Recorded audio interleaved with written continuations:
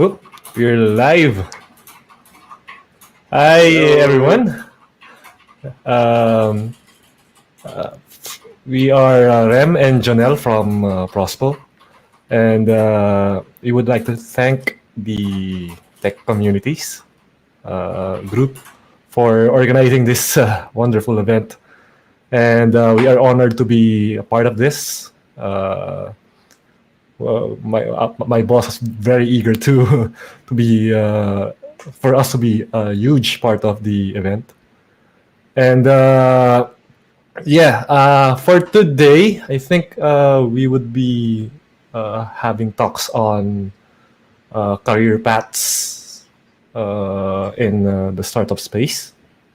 So Janelle will go first. Then after him, I will go on with my own talk. So without further ado, let me hand off the mic to Janelle.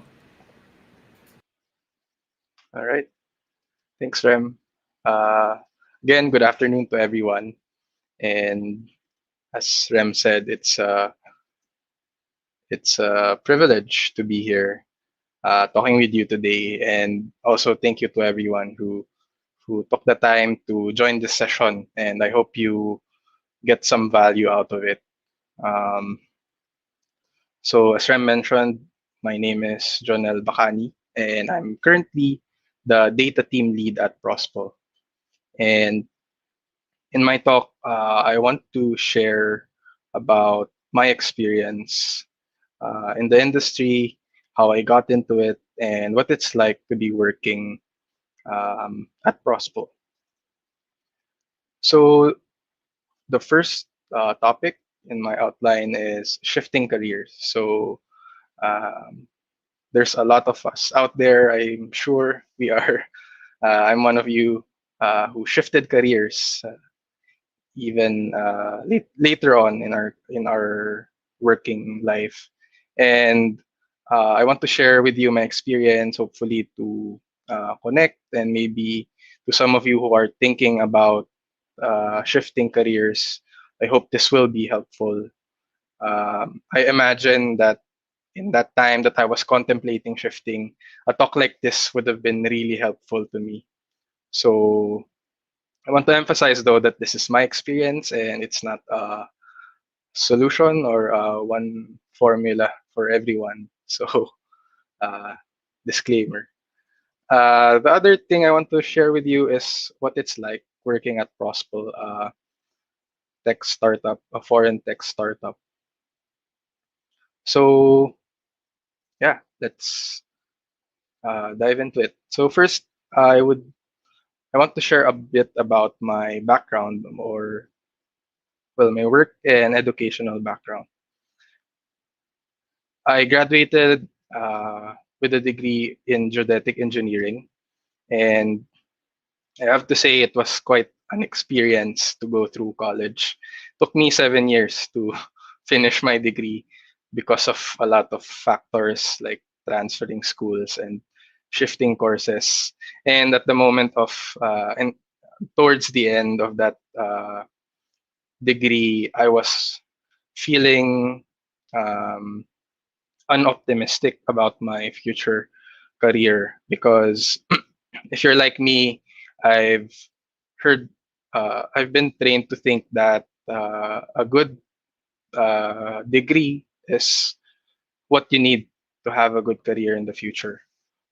And uh, luckily, I found out quite soon that it was not necessarily the case because I was able to land an okay job after graduation. So I started as a GIS professional or practitioner, and I worked in GIS for almost 5 years. If you're not familiar, GIS or Geographic Information System is the practice of collecting, processing, and analyzing spatial or geographic data. So we produce maps, we produce figures, we do analysis on distances of certain points of interest, like creating maps for zones for an earthquake volcano eruption. So something like that. And so yeah, this is my educational and work background. And you might be wondering how these qualifications helped me in getting to a tech uh, position or tech field. So, well, you're right in wondering because I did try to put this on my resume before and send applications to employers, and uh, there was no response. I didn't get uh, noticed. They just ignored my application, and for some who did, was kind enough to respond. They ultimately gave me a rejection email. So later on, I realized that I had to improve what I put in my resume because when I think back at my time in college, my my other experiences, there are some things that I have done, I have learned that can qualify me for a tech position. So now, well, these are some tech backgrounds that I've experienced, though not in the formal sense of like a degree or a formal course or a work experience, but some experience nonetheless. So the first one is programming subjects. The courses I took in college are all engineering courses. So they actually had programming subjects. And the first one I encountered was in first or second year. It was a subject on on the C programming language. And in that moment, I my eyes were open to the possibilities of what you could do if you were to write some code. And I think that's where the desire for me started to work in tech. Some years later, I took up a course that taught us HTML and some basic web development concepts. And then later on in my final course that I actually finished, we had a programming course that taught us Python. And I think it's that course that cemented my desire to be in the tech field and to code and to create stuff in code. And uh, yeah, Python is actually probably and still today one of my most favorite languages to code in. And it's pretty evident in the next parts that I will show you because the next one is personal and academic projects. So most of these projects I did in Python. And the first one is a dungeon master tools for D&D. So if you don't know, D&D or Dungeons and Dragons is a tabletop role-playing game. So we play it with a group of friends. I play it with a group of friends, and I'm usually the dungeon master. I create the scenario in the game, and I found myself having to draw maps all the time to describe what was happening in the game. And I thought to myself, why not create a Python program that will help me in this? Basically, what I wanted to do was to be able to take any image from the web, upload it to the application, and use it as a map with markers and all of that. So it was a fun project. It allowed me to explore what I could do with Python and to really stretch the limits of the libraries that I knew how to work with at that time. And yeah, it was fun and fulfilling. The other another project I worked on is my undergraduate thesis. It was a I did a project on what do you call this, feature extraction, automated extraction of road features from satellite imagery. So it's not common for students in our department to do thesis projects that involve programming, but for me, I saw it as an opportunity to work on something I liked and enjoyed doing, and pass the thesis. So I think it made the thesis a little bit easier because it was something that I like to do. Um, so yeah. Lastly, some of my experience also came from working as a JS professional. So early on, I found out that the application we use for our work allowed um, inclusion of Python scripts that can potentially automate some processes. And I immediately started playing around with it, seeing what I could do, and soon I was able to come up with some simple scripts that made some of our tasks a lot easier. So we would normally get raw data from fieldworks, from various sources, and then we would normally have to process it manually, check if everything's okay, do some transformations before we can actually use it for our reports and our figures. But with automated processing scripts, um, we no longer had to do that. We were able to save some time and become more efficient. Same goes with custom tools and processes. So Python allowed us to string together a series of tools to form a workflow. And instead of having to do each process one at a time, we can just run the code and it's going to do all of those steps. So with this experiences, even if they're not formal experiences in the sense that it's a degree or a work experience, um, I was able to highlight that in my resume, I actually have some experience with coding and with tech, and I was able to show that there is potential in checking me out or considering me for the position.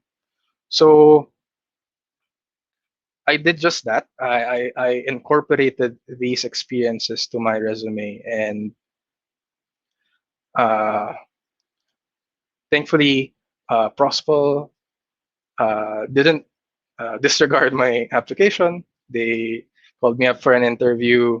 It went well, and then eventually they gave me an offer that I obviously accepted. So now I've been working at Prospel for almost 2 years, and uh, so I started off as a data analyst, and this is kind of like the junior position. And what it entailed was a lot of learning and implementing what I was learning.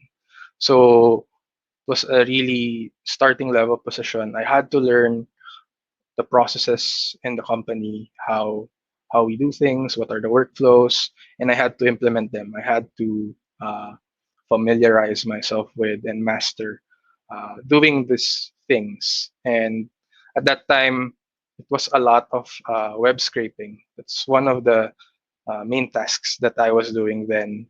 We we scrape our content from various websites. So after that, I mastered the processes. I became more familiar.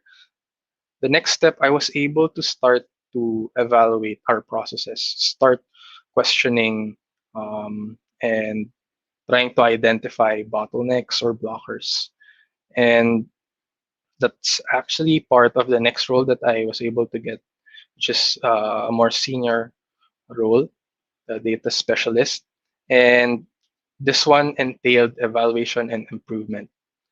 So if I identified any bottlenecks or potential efficiency of upgrades to our processes, I would express it to my supervisor, and then with their go ahead, I was able to test and see if it was actually going to improve our workflows. And sure enough, I was uh, able to propose some improvements, and we were able to implement it. which upgraded our data extraction workflow. Made it streamlined and opened up more time for our team. And then recently, I was promoted to the data team lead position. Sorry. So now this one entails a lot more, obviously.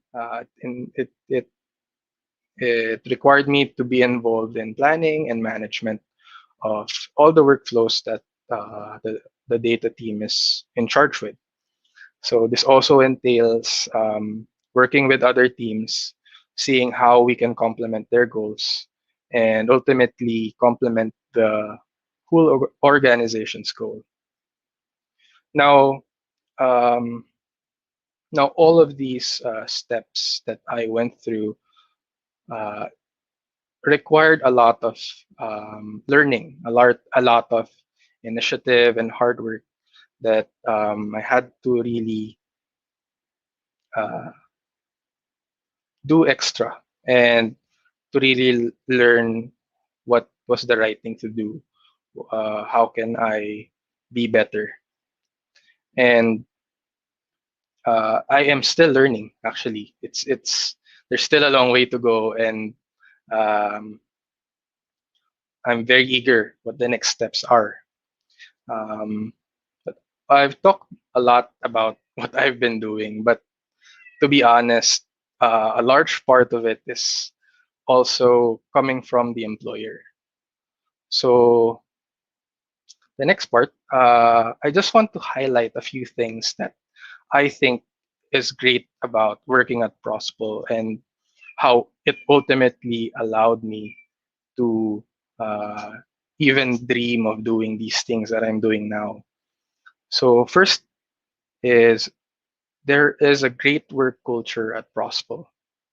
There is a culture of trust that we experience our supervisors or our mentors extend a great level of trust to us and entrust responsibilities that are really encouraging. Uh, you experience that your work and your ideas are valued.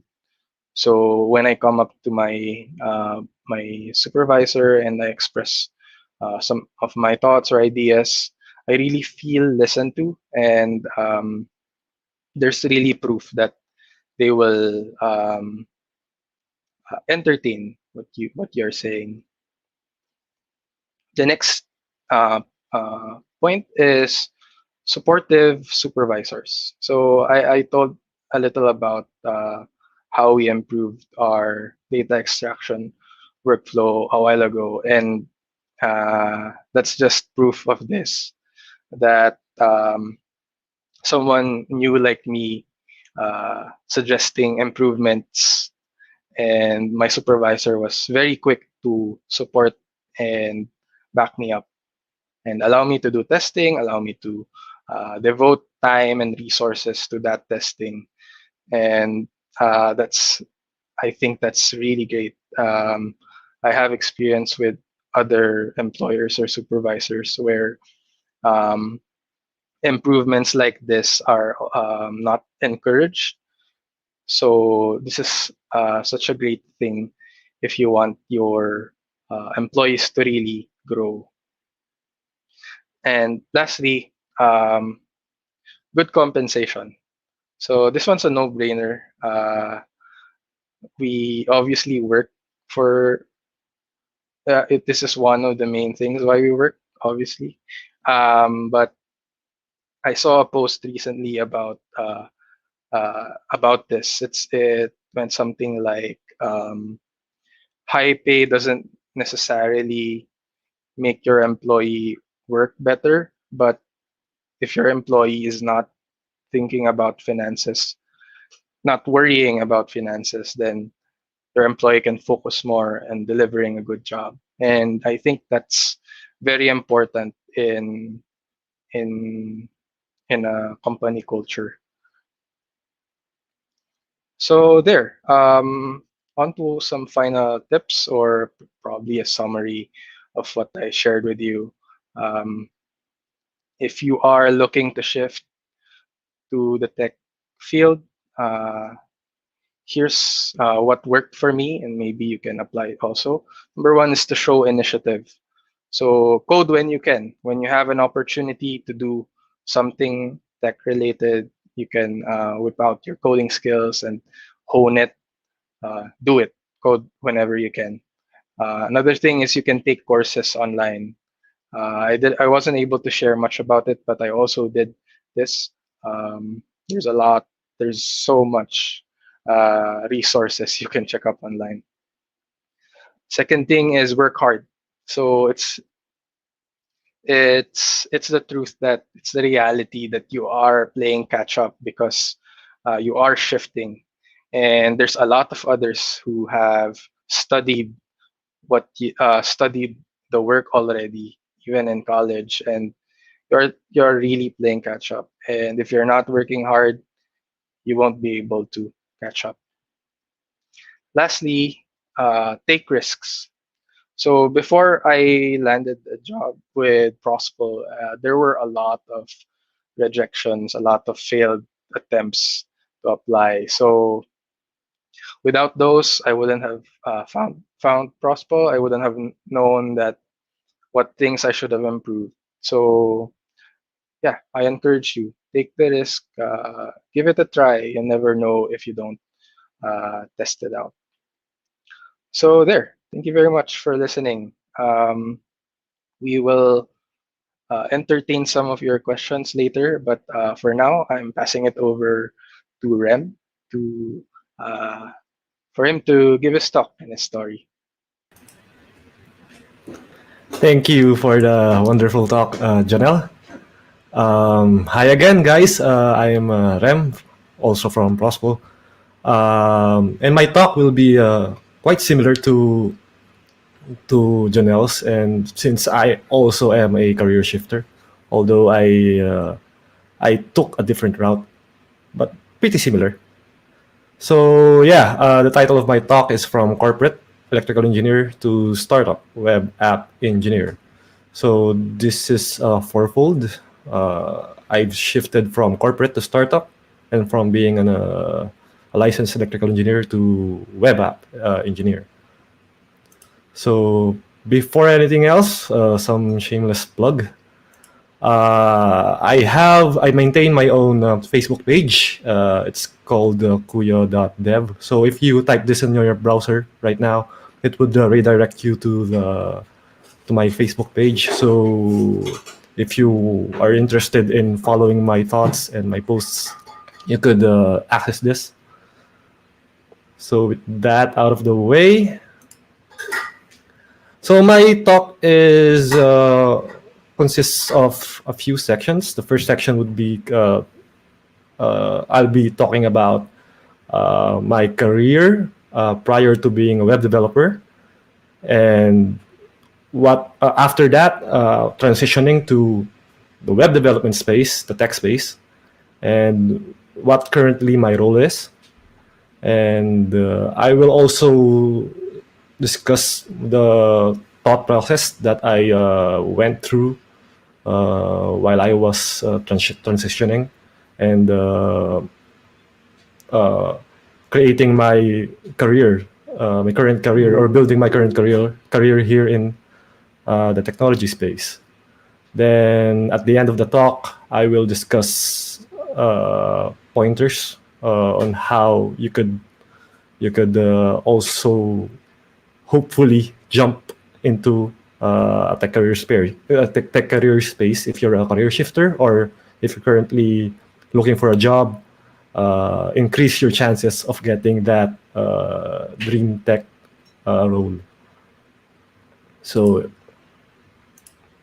yeah, prior to being a web developer, I was an electrical engineer for a this power distribution company here in Manila. You probably know what company I'm talking about. But I spent a decade as an engineer for that company. And one thing to note is I went to 10 schools, uh, including graduate school. I'd dive into more into that later. And also, I was a kick out of Ateneo. So that was my first taste of really devastating failure.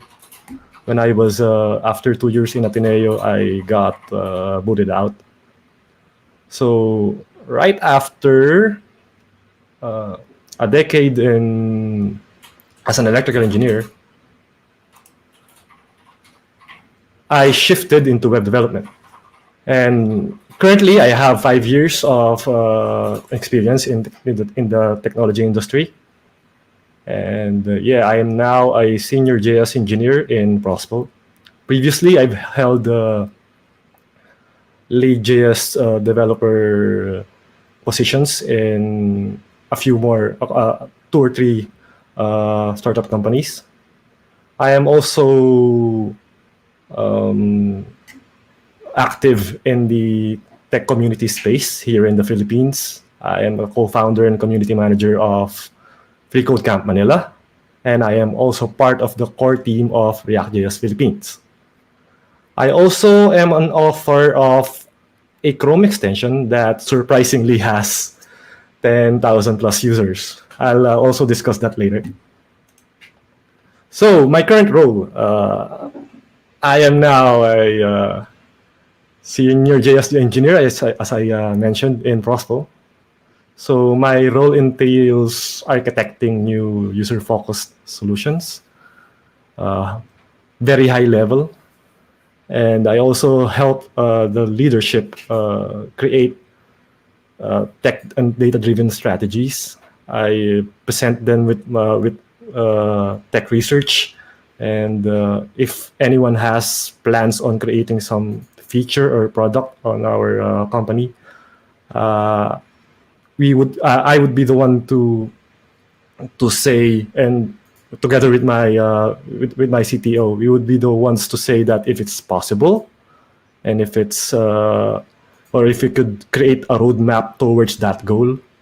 So we don't always say yes outright, we don't always say no outright, but we create a roadmap towards a particular goal if we see that that plan is worth taking.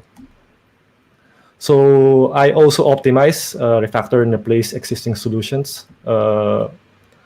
Business, whatever business that is, it's always dynamic. Things always change. What you have today or what business requires today might change a week from now, a month from now, or even years from now. So the code reflects that, and you would have to do to do some maintenance work, which includes optimizing, refactoring, and even replacing what current technology you have, so that you could address current business requirements and problems. So, if for example, if React years from now doesn't fulfill the needs of the company anymore, we would have to replace it. But of course, with proper studies and research. So another responsibility that I have is to improve developer experience. This is very important and often overlooked. That you have to enable all your developers to create value as fast as possible by reducing friction to for them reducing friction for them to create solutions that don't need to pass through a lot of ropes. So we need developer experience. Improving developer experience removes those friction, and it helps developers to create value faster, and also make them happier. Happier developers equals happier customers. And also huge responsibility for a senior JS engineer is to empower not only junior developers but colleagues and even higher management. So here in our company, it's part of our culture to always support each other, praise each other. If there are mistakes, tell them that it's okay, and just learn from it and move on. So yeah, that's part of my responsibility as a senior JS engineer. So I'm going to discuss what my motivations were when I decided to shift into the tech space, and what the thought process I went throughout the whole ordeal. So first, let me discuss what the things that were preventing me from making the jump. When I got the offer to become a senior JS developer for my first full time company, first was comfort zone. I was already in the electrical engineering space for a decade, so I knew the ins and outs of my industry. So it was really hard for me to let that go. And yeah, I was also wasting, I think, more than 8 years of electrical engineering education, including graduate school. And I was also forsaking my PRC license, which, as everyone knows, it's not really easy to achieve. And of course, hand in hand with comfort zone was my job was already stable. I was working for a huge corporation, very established, and leaving that behind would is kind of scary, really scary actually. And yeah, the prestige of the company and the job title, although this wasn't really part of my values, so this wasn't really. I didn't really consider this. I feared failure. Although I also already experienced failure before years before, it was still a nagging thought that what if this won't work? And everyone knows this imposter syndrome. Everyone, even the best developers have this. That maybe I'm not really good enough for this. And another huge reason that which was preventing me from making the leap was I would have to sacrifice weeknights and weekends to learn how to code. And it in reality it took me around 3 years to successfully make the leap. And I had to sever a lot of ties and my relationships, because I practically disappeared from the face of the earth, because I was from work. I was going going home and going straight to learning how to code. And even at weekends, I was sacrificing time with my friends and my then girlfriend, just for me to really get to know how to code. So when I got uh, an offer from the first tech company that took interest in me, the pay was huge. It's no secret that professionals here in the Philippines are very underpaid. So when I saw the offer, it it really gave me incentive no, I want this. I want this, even for the pay, only for the pay. I really want to do this. There were risks that I discussed earlier, but the pay was really worth it. And what I saw was the impact was commensurate to your effort, as opposed to working for a large corporation. Um, Whenever you create a project, or you create something in a huge organization, your impact gets lost along the way. So you don't really feel that you're creating anything substantial that helps the business. So in the startup space, in a startup industry, that's very much different. It's kind of extreme, because any mistake, any initiative that you do has huge impact, and you could see it. It has huge impact in how the business performs, and how your customers uh, like your products. So this is one and another reason why I really wanted to jump to the tech industry. Was I was very curious even before I had thoughts of shifting careers. I love to learn how to code. I love to learn things. I learned photography. I learned how to.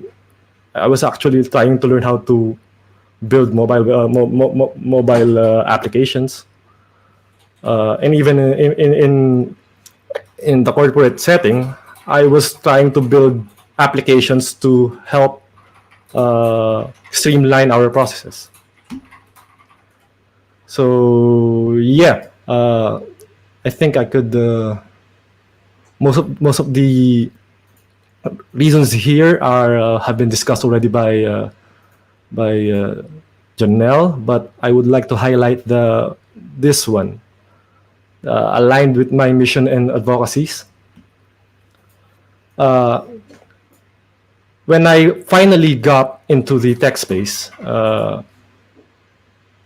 I asked myself, okay, now that I'm here, what now? When I was I was a kid, I knew that I wanted to have some sort of impact into the world. So now that I'm, being paid considerably, and my financial situation is now more stable, uh, I was looking for more. So I wanted to find the company that really aligns my mission and advocacies, and I have a lot of advocacies. So my boss would really would attest to. So yeah, and that really was the motivation for my transfer into Prospo. So I would love to share here a few insights that you could apply in your journey into the tech space. Be warned though that these are most likely what do you call this? These might not actually apply to you, but I'm hoping that most of them would, and I'm hoping that you could use them as a guide for your own journey. We all have our own journeys. Although, like for Junel example and myself, although we successfully transitioned into the tech industry, our journeys are very different. So this is my take on that. Some tips on how you could hopefully land your own dream role in the tech space. Oops, what happened? Okay. Um, this was okay. Okay. So first is that school and titles don't mean as much. A diploma proves you know how to study for exams, but it doesn't reflect what your skill sets are and your attitude. It doesn't reflect anything about that. I've heard from the grapevine that there are attendees of this tech week that are asking for certificates. Please don't do that because you're missing the point of the event. You are here to learn and take that learning and apply that in your own life, in your own career. And if I see, honestly, if someone submits a resume with me with seminar detailing seminars attended, those resumes go straight to the trash can because that shows that your priorities aren't set straight, especially in today's world that everyone has degrees, everyone has certifications. Those don't matter in most companies, in the especially in the tech space. They don't matter anymore.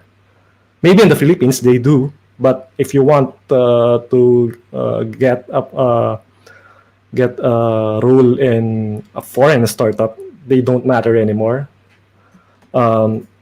So please, if you're going to create a a resume, don't include certificates unless it's, of course, there are exceptions like Cisco and AWS, but for a certificate for a tech week, that doesn't mean much. So instead, you can work on your attitude, identity, and ability to add value. Try to find a way to highlight that in your resume, and that's more important. Maybe I think in my later slides I discussed that. Yeah. So it's okay for you to not know what you want at the start. No one knows actually. When after you graduate, you don't know what you want to do in your life. That's okay. That's okay. So what you could try instead is, I don't know if you're all familiar with the lean method. When I read that book, it was a real eye opener because it changed the way I viewed failure. So it's okay to fail as long as it's something that's a product of trying. If you're trying hard and you fail, that's okay. You could just learn from it, then iterate, do it again. But now with more wisdom and with more insight. So the next time you try again, you know what you did wrong, and you could adjust your approach. And hopefully you could find your way into, you could find your dream career, or you could build your dream career through this approach by applying the lean method. Because you especially for newly grads, some of you probably have an idea of what you want to do, but there might be times that it turns out that it's not really what you want to do. So try exploring, just try, fail, learn, and pivot. Pivot means taking a completely separate route than what you're currently doing today. This one's very important nowadays. Build your personal brand. Treat yourself as a huge. Is there a question? Okay. Build your personal brand. What this means is tailor your everything that you produce online to what you want what you want others to see you as. So it's like SEO, but for yourself. Uh, be careful what you post on Facebook, on Twitter, especially LinkedIn, and curate your content. You don't want you don't want people to see you as something negative. Bring positivity into your social profiles. Always be kind, generous, and respectful. This is another really important point because I think not only in the tech industry, but in my previous industry, there's a lot of snobs, and there's a lot of people who think that they need to monopolize their knowledge. Be generous. The more you, I know this. The more you are generous with your knowledge, with your insights, the more positive things come to you. They call it karma, but I don't know. Positivity always comes around. You don't know everything, and that's okay. I've been a victim of this, that trying to learn everything. You don't have to do that. Just learn enough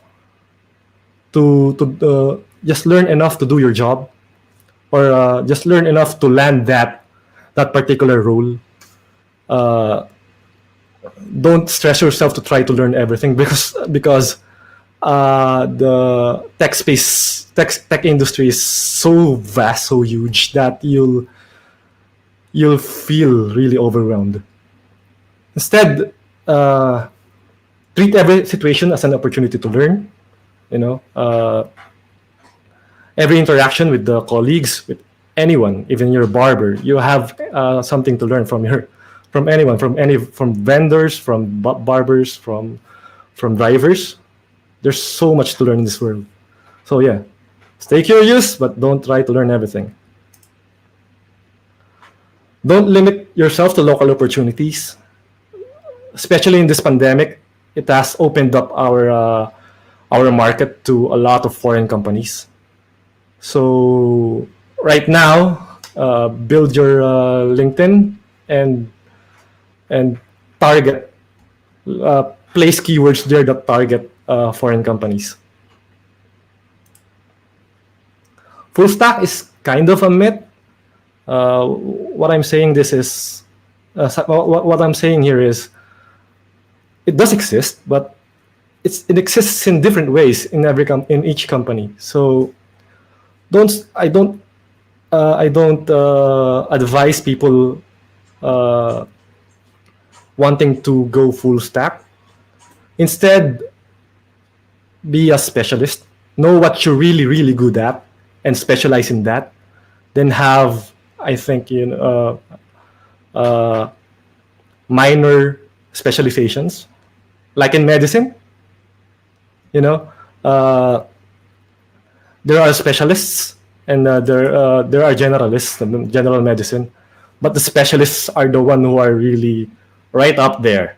They know how to do some of the other aspects of medicine, but heart surgeons are really specialists in heart and in the heart, and brain surgeons are specialists with the brain. I suggest that you do the same thing for your career. Like for me, I'm technically full stack, but my specialization is React. Work on your essential skills. I don't like calling them soft skills because they are very essential. You don't need to have perfect English, just conversational. And work on your communication skills. We have candidates that we had to reject because although they were very good, they lacked their English. Their English was very lacking. So disappointingly, we had to let them know that we can't really take them in. This is very essential when you're applying for foreign companies. So yeah, this is very important. Work on this, man, guys. Again, you don't need to have perfect grammar. That's not really important. The more important thing is you should be able to express yourself so that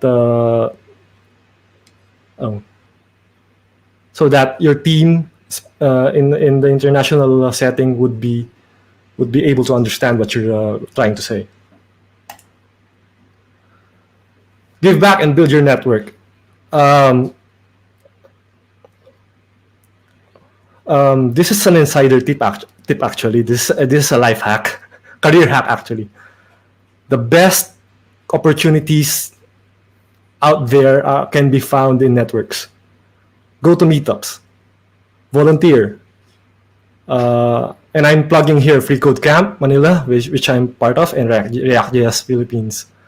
Volunteer, take initiative, contact us, and tell us that you wanna speak. Just plain do growth hacking. You wanna learn how to improve your English. Do speaking engagements like this. Contribute in open source projects. It's time for us to do less consuming.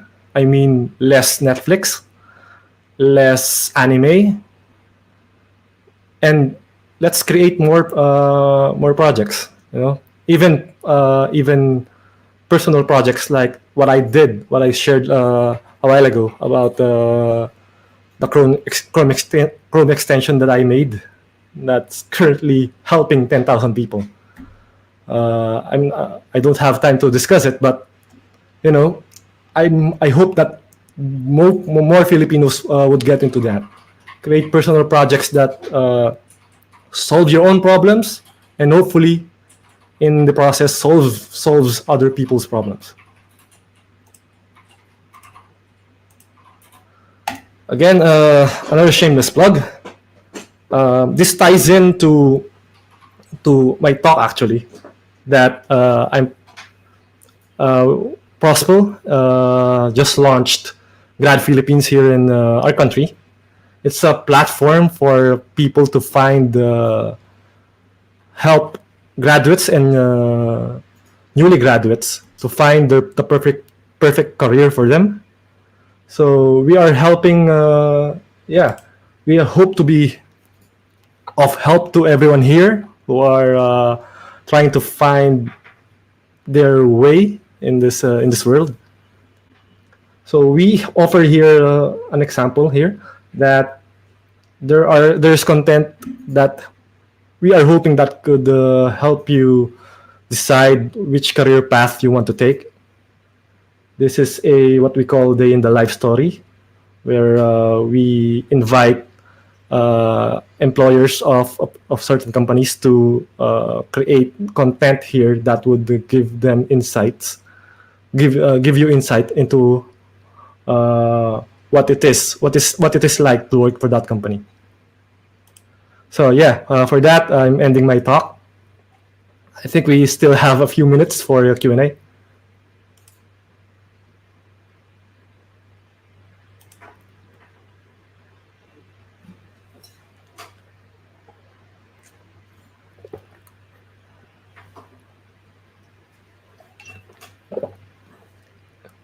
If there are any questions, could you just post them on the chat box?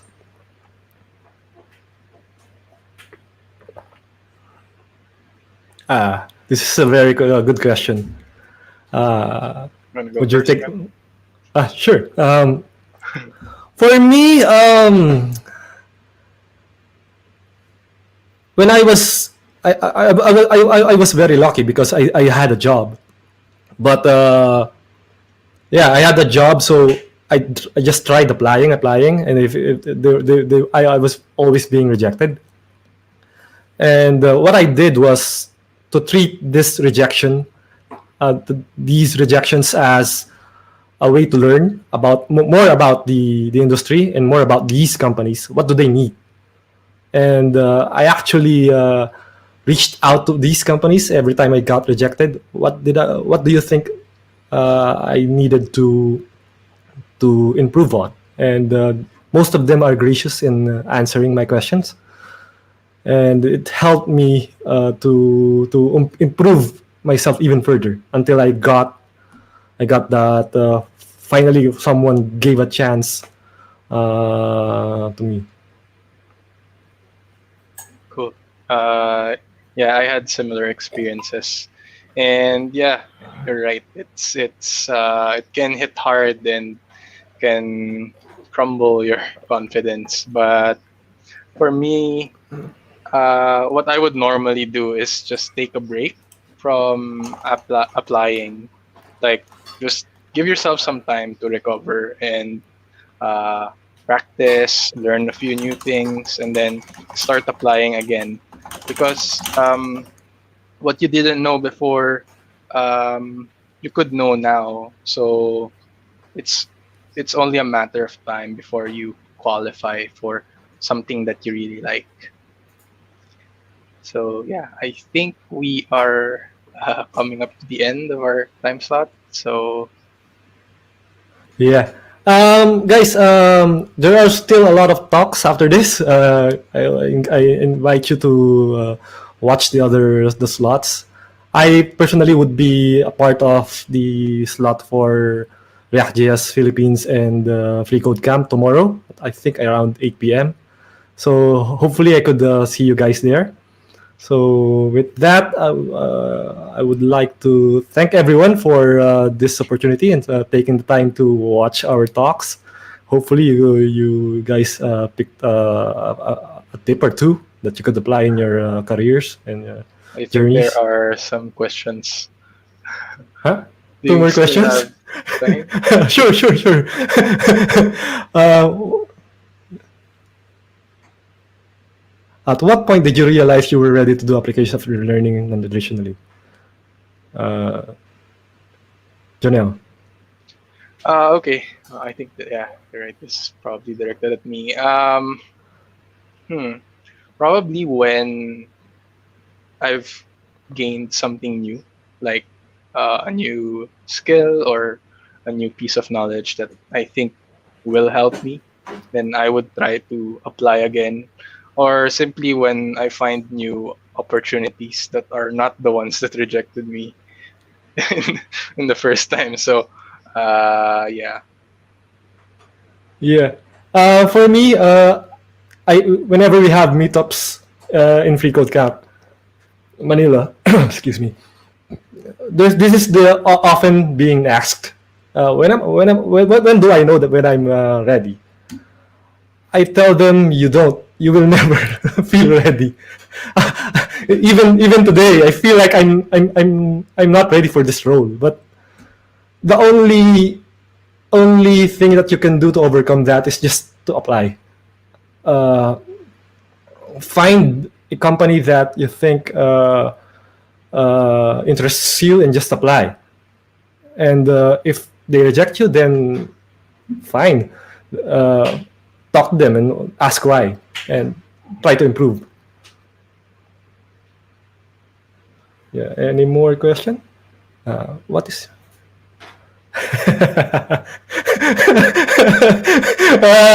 Very controversial question. Go ahead. uh, um. Yeah. This is the reality. The pay difference is very huge. But recently, I've been looking at the pay scales, at least in the tech space. Uh, I, some of the companies are catching up with foreign rates, and that's I think it is a large part because of communities. Uh, in a community, you could exchange notes with other people. So some of these companies are actually part of the communities, and they scout what the market is. So they're learning. They're learning, and yeah, I think some of the more companies who are active in the tech community space know how to price developers well. In other industries, I don't know. Yeah, I mean, I think would agree with Rem. It's really a reality, and it's not just willingness to pay issue, or it's really uh, it roots to a lot of other issues we are Yeah, facing as a country, as and it sucks that it exists, that there's a pay difference, but like Rem said, there are companies there who are willing to accommodate you and willing to meet where you are, and they would go to lengths to really help you with what you need, or with your finances, or yeah, the offer you are looking for. So keep looking. If you are unsatisfied, there's probably someone out there who's willing to pay for your worth. So yeah, we have one last last question. question. How can a developer with no job experience can compete on other experienced developers? So I, for me, don't compete. This what personally what I'm trying to foster in Prospel and in my own communities, that is that the culture of collaboration and learning from each other. You can't really there's always someone who will lag behind, but those who are at the front, or who are more skilled, should have that responsibility to elevate that particular person, especially if you could see that person is very persevering. So I do hope that culture spreads not only in our industry but in other industries as well. Yeah. Yep. Yeah, probably the same. Work hard, really. Like I said earlier, you are catching up if you don't have job experience, and there's really a lot you can do. There's a lot of resources out there. There are communities that are more than willing to help you. So yeah, hit up those join those meetups, join communities and organizations, because they will really help you. So I guess that's it. No more questions.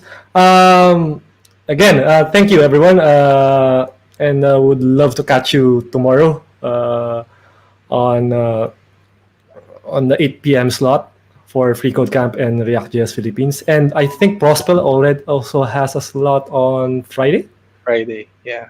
Yeah, Friday. So that's really something you should want to be a part of, because it's our COO who's going to be speaking, and he'll discuss about the future of graduate employment, and probably touch upon the future of education as well.